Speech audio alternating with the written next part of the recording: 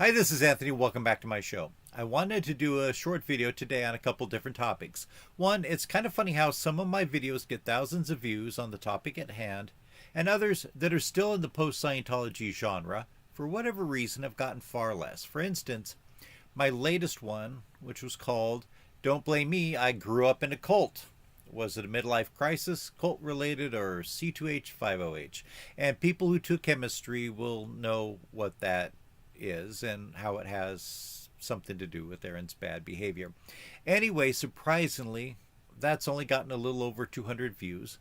And the previous video that I did concerning my poll about Mitch Brisker's book and people's interested in it has only gotten 99 views, which is easily a tenth or less than that compared to other videos that I've done. And by the way, a kind viewer sent me a screenshot from Mitch Brisker's YouTube homepage where he had a poll asking people what their thoughts were on him losing subscribers. Evidently, he's noticed that he's lost quite a number of subscribers, and he may not realize that, in my opinion at least, and I may be totally wrong, so leave your thoughts in the comment section, but my opinion is there's probably a lot of Aaron Smith-Levin supporters who, for whatever reason, see Mitch Brisker as being allied with the Aftermath Foundation directors, and therefore, as they unsubscribe from Blown for Good and Mike Rinder's page, they're also unsubscribing from Mitch Brisker. And I left moderately detailed comments on his poll saying as much. And again, I have nothing against Mitch. I find him very interesting, but I think we can all agree that he has a tendency to sometimes interrupt or talk over the other person that he's speaking with. And that could be annoying, as well as from time to time when he's joking around with the other person, for instance, Aaron Smith-Levin, when Aaron is trying to be serious about something. I get that some people do that, and that's his personality, and it's not a big negative for me, but I've heard from a number of people that they find it off-putting. Again, please leave your thoughts about the Mitch Brisker situation in the comment section. Speaking of polls, I have a new poll up. It's about a movie that I just got done watching. It's called Sound of Freedom. And if you've heard about it, you probably noted that it's the story of Tim Ballard and his supposed mission to Latin America to rescue abducted children. I don't want to say much more because things like that might get the channel demonetized or the video demonetized. But if you're interested, you could find a summary of it on the internet. And the film really isn't that explicit with scenes about those things in the movie, so it doesn't really show anything too bad. And I know many people interested in the ex-Scientology world are often interested in other high-demand religions or cults, in particular Jehovah's Witnesses and the Church of Jesus Christ of Latter-day Saints, which is often called the Mormon Church. Tim Ballard, the inspiration for the movie, is a prominent, now former member of the LDS Church who had close connections with at least one high church leader who also shared his last name, but who was not closely related to him. I'm going to hold off on my opinions of the movie until I've given people a chance to weigh in with their own opinions, so look for my critique in the future. A couple comments that I've gotten from people recently about my videos. One was about the static and other editing issues. Sorry if you felt like there was some static. I really haven't heard from other people that they've experienced static, although a person here or there on occasion comments that the sound was low. And on my most recent one, before this one, that was probably the case, although nobody's complained about it yet. As far as other editing issues, I would say that on a scale of 1 to 100, my editing skills are probably about a 2. I don't have a special camera. I don't have a microphone other than what's inside my laptop. I don't have earphones at this point. I wouldn't be opposed to showing myself on camera, but until I have some better editing skills, that's probably not going to happen anytime soon. One suggestion was, rather than the still photos that I show, to have some video instead. Again, at this point, with my lack of skills and the very simple editing software that I'm using, I can't really incorporate much live action video. And also, I want to be cautious not to get any copyright strikes from using existing video from other sources. I certainly hope to up my game when it comes to editing skills in the future. even if I have to contract out to somebody overseas using Fiverr. But at this point, I've made just under $100 total from about 3 years of creating videos and many hundreds of hours of work. So at this point, even having an extremely inexpensive editor splicing together simple videos for me would not be financially viable.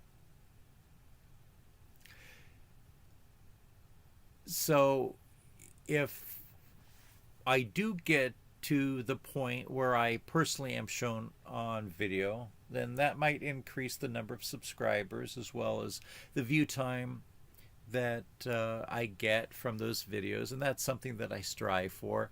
But I have lots of irons in the fire at this point, as they say. But thank you for those comments, and as you can see, I do read them, and I do think about people's comments and concerns. But thank you for those comments,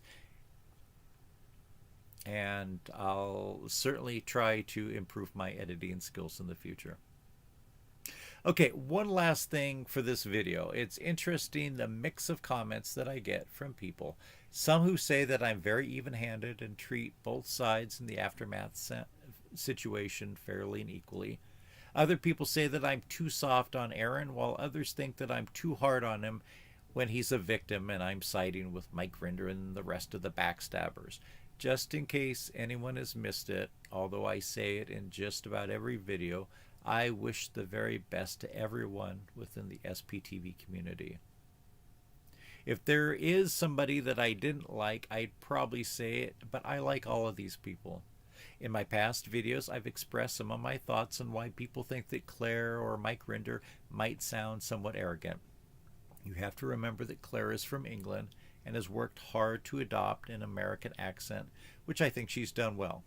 Mike Rinder's from Australia, and while living in the United States for a long time, his speech still to a degree betrays his Australian upbringing, and to some American ears that may sound somewhat arrogant.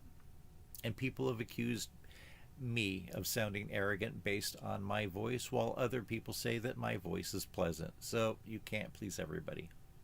Of course, part of the issue is that many people think that Mike and Mark and Claire and Amy and Matt reverted back to old Scientology ways and were backstabbers towards Aaron. I disagree with that on many different levels, and I've talked about it in a number of videos. Put quite simply, they did what most any board of directors would do with somebody who is progressively engaged in riskier and more potentially embarrassing behavior, which was causing issues for the other members of the nonprofit that they all belong to. Again, this is not a matter of Aaron having an intimate relationship outside of his marriage with the knowledge of his legal wife. We understand that that's the situation, and few, if any, people have expressed any moral outrage over that.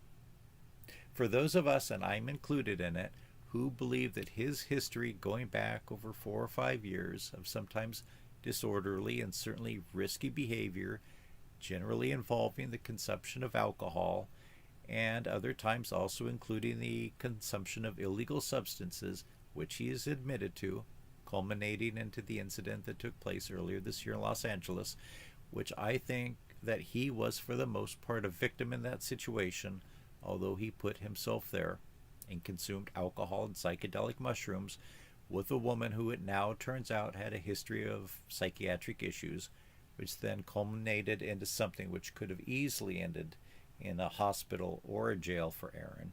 He's lucky that it did not.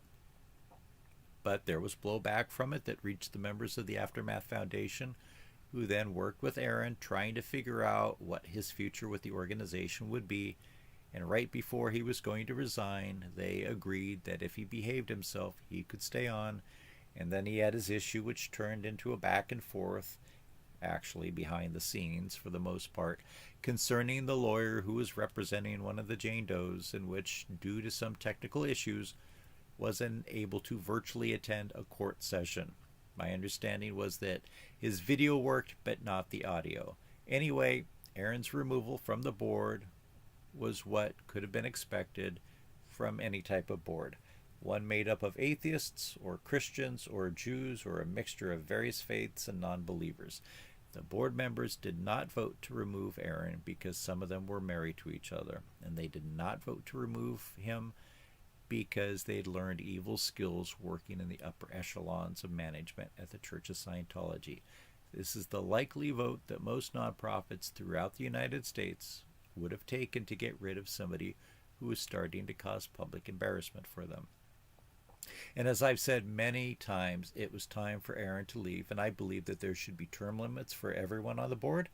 And I believe that for various reasons, it would be a good idea for the board to have a prohibition in their bylaws that does not allow closely related parties, in particular married couples, to serve concurrently on the board.